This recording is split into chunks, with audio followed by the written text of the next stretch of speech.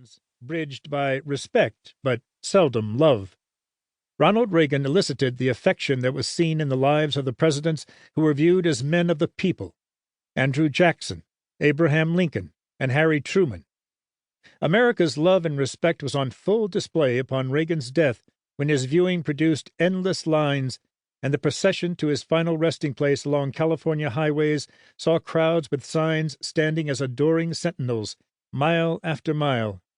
Then again in Washington, D.C., when the lines of mourners shocked the journalists who thought Reagan incompetent or even dangerous. Of course, when it comes to the need for a new Reagan biography, the question is, why? Who needs one? Despite some excellent work during Reagan's life and after his passing, no biography has yet captured the man and his ideas.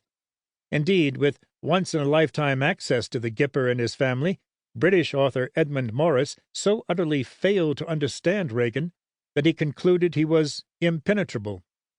Existing biographies not only lacked the paper support in some cases, relying heavily on interviews with Reagan's staff, friends, and family, but usually failed to grasp Reagan's key intellectual secret, which was his holistic view of the world.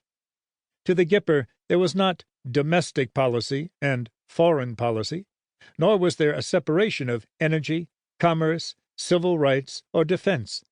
It was all part of a tightly woven world view that demanded a resurgence of American power while at the same time fostering a massive recovery in the American economy. As an example, the 1981 sale of AWACS aircraft to Saudi Arabia was not merely a negotiation to ensure some sort of balanced approach in the Middle East.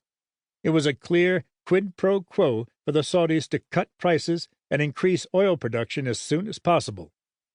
And Reagan viewed that, in turn, as a triple set of policy objectives: lowering prices for Americans and thereby increasing economic productivity, reducing inflation and thereby strengthening American family purchasing power, and driving down the price of Russian oil, which in turn meant depriving the USSR of a major source of hard currency at the most critical time.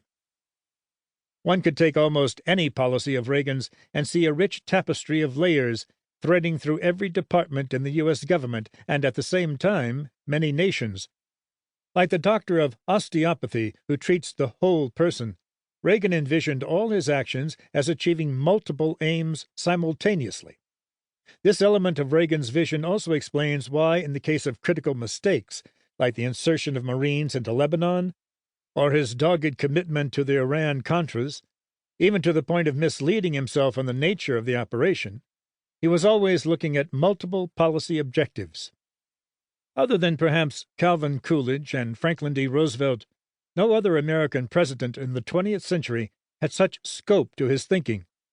But in Coolidge's case, it's hard to tell where his policies started and his predecessors, Warren G. Harding's, left off.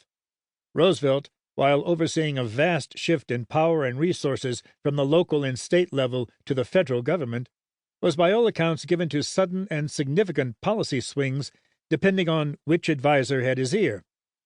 Historians were subsequently stuck with insisting there were two New Deals to rationalize the shifts in policy. No one ever accused Reagan of needing two Reagan revolutions.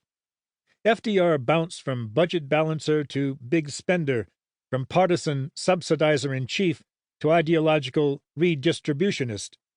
Until World War II forced on him a unifying discipline, Roosevelt was, within a general range of leftist politics, all over the map, generally bound by the ignoble partisan objective of institutionalizing the Democratic Party into the dominant political force of the American 20th century.